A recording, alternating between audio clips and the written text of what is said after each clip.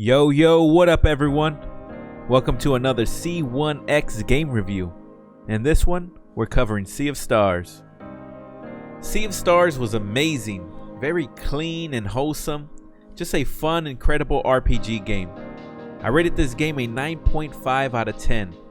It brought me back to the good old days playing Pokemon on the Game Boy, just having a great adventure, helping others, being courageous. The music was awesome as well. Brought me back even further when playing Donkey Kong Country 2. One of my favorite game soundtracks as a kid. Just that feel-good feeling I would get when listening to the music would put me in a different world. This game ignited those memories for me. For this game being a Game Boy-like pixel, it packed a heavy punch. Especially how the game industry evolved, it is impressive what they accomplished with this game. This is what you call an epic adventure, one you must experience for yourself. Let's break it down. Starting with the storyline. This story was brilliant. From the beginning to end, everything connected so great. I love the way they blended the past into the present with memories and storytelling, so much twist and suspense. I also enjoyed the cinematic cutscenes they played from time to time.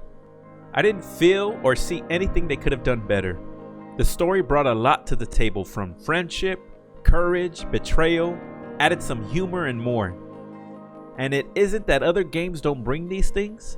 The difference is the delivery, and Sea of Stars executed this perfectly.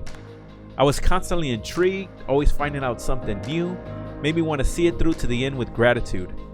And even when I thought I've made it to the end, I was surprised to find out there is a true ending, which you don't want to miss.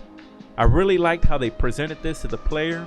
It gives you a mysterious scene and some clues to solve to let you know there is more to this story, making you more eager to see what you missed. Some of my favorite parts in the story are how they introduce Roshan, the build-up and introduction to what the Sea of Stars is. Another is the scene when the two alchemists were talking while the time was slowed. Just an outstanding scene with a lot of meaning. The story was just very well written. Again, delivery was on point. And this is what I meant in my Assassin's Creed Mirage review that I felt they lacked very much in. Sea of Stars was able to grab the player and put them right in the game. You were able to feel the emotions. You were able to feel like if you were the character, you were a part of that story. You were a part of the character. There are also these artifacts you could find and bring to a character named Teeks. She would write it in her book, and when you would set up camp, she would tell a story near the campfire. These stories connected with the main story and a few side quests. They gave some build-up and context why some things were, which was great. The map I felt was a perfect size. At first I thought it was a bit small, but eventually changed my mind as I entered the islands and their surroundings, and as the story progressed. I like the Super Mario feel when you needed to get to different parts of the island. And to get to these islands, you were able to sail across the sea in a ship, and later in the game were able to fly. My favorite part to get around sometimes was to be thrown or kicked by a giant. When exploring these islands, each had their own music theme that fits very well, their own backstory. Also enjoyed the different types of creatures and characters you discovered, whether it being a water creature, a dead character, robotic, and a few others. There are also different puzzles you would need to complete for certain quests or to find secret chests. These were a lot of fun.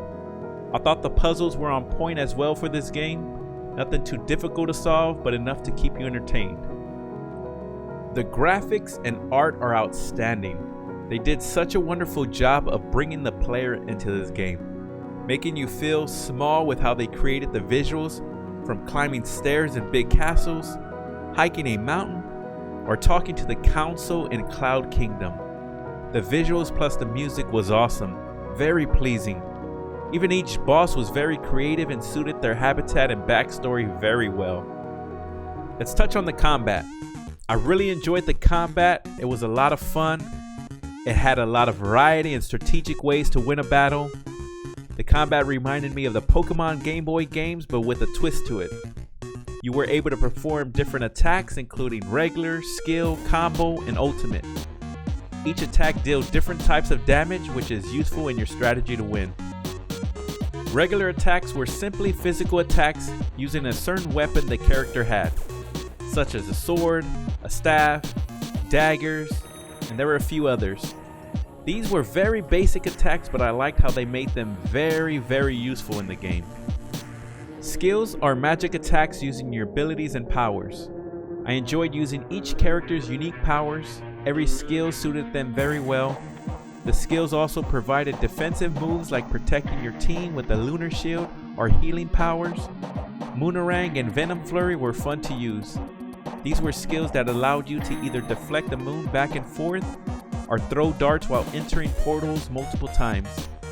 They both had this build-up rhythm when performing them, which made it fun. Combos are attacks that allowed two different characters to perform an attack together. I liked how they allowed everyone to perform something together and not leave anyone out. It really made it feel as a team and not just the main characters having all the fun. And last from the combat, and certainly not the least, are the ultimates. These are fantastic, a lot of fun. Each had a small cutscene unique to the character's style and backstory. I felt like I was going Super Saiyan when performing these attacks. They were great. After winning a battle, you are able to gain experience points, and this will allow you to level up. There is a total of 6 stats, but they would randomize 4 options to choose from each time and allow you to pick one every time you would level up. There's food items you were able to use out of combat or during combat to boost up one character's health or their mana points. There were even food items that will boost all characters' health and mana. These food items can be bought at a merchant or cooked in a campfire. The cooking I thought was a cool feature. I think it would have been a little better to have added a small mini game to it. I think that's the one thing they missed on it. There were different types of recipes to accommodate what you wanted to boost and how much you needed to boost. I liked how you would need to collect certain foods to make certain recipes, such as mushroom scramble. You would need to collect eggs and mushrooms. There was a variety of other foods to collect like lettuce, potatoes, tomatoes, honey, milk, and a few others. You are able to go fishing at different ponds to collect fish to cook. There are different types of fish in each pond based on its location.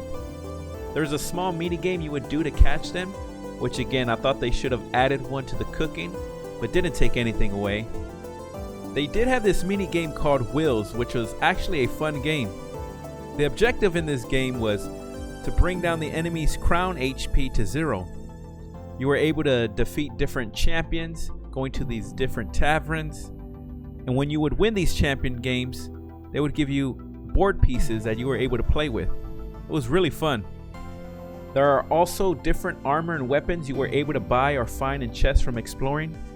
These would boost your attack or defense. They also had a small change in color at times when you would equip it. To me, the armor and weapons played a smaller role than I think it should have. Just easy to have overlooked what type of armor or weapon you had. Another item you were able to equip are rings. There are silver and gold rings. The silver rings mainly boosted your stats a bit. The gold rings helped in different ways, such as displaying the health bar in opponents while battling, or recovering some mana points with a well-timed block. The relics are a nice touch to consider the player's game experience. These relics made your experience a bit different, whether you wanted to fully heal after winning a battle, shoot out stars to indicate a well-timed hit or block, reduce damage taken. There were a few others. Me personally, I like a challenge, so I didn't change much. What I love about this game was everything was perfectly balanced and cohesive. The story has much weight as the gameplay has much weight as a story. That small 0.5 I chipped off from it being a full 10 was really a bittersweet thing.